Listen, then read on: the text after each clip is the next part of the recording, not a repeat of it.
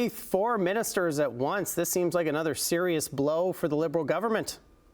Serious indeed. I mean, it was predictable. We were a year or less away from an election, and a minority government, it could come at any time. It is scheduled a year from now. So it's routine for a prime minister or a party leader to say, you know, if you're not running again, I want to know about it.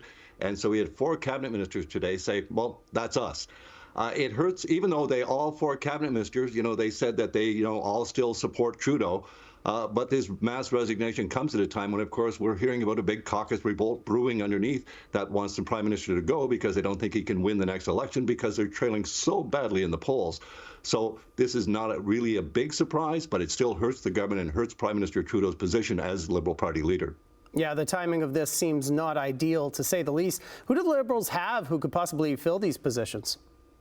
Well, remember, he's got 153 MPs, so even if you take away all the cabinet ministers, people already in cabinet, and the parliamentary assistants, that still leaves over 60 people who could be appointed to cabinet. And of course, this might be part of an effort to try and control them, right? If you know there's a cabinet shuffle coming up, and even though you're a little unhappy with the leader, if you think you might get named to cabinet, you might be willing to, you know, just stay quiet about your anger or whatever. You're upset with the leader, and this might be one way of controlling the upset caucus members by dangling these possible cabinet positions in front of them with a word of a shuffle coming.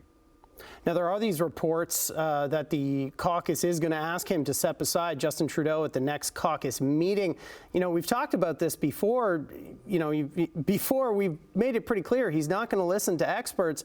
But do you think this might be the time where he actually acquiesces? Apparently not, or else we wouldn't be talking about a cabinet shuffle, as I say, which is a way of trying to keep the MPs in line.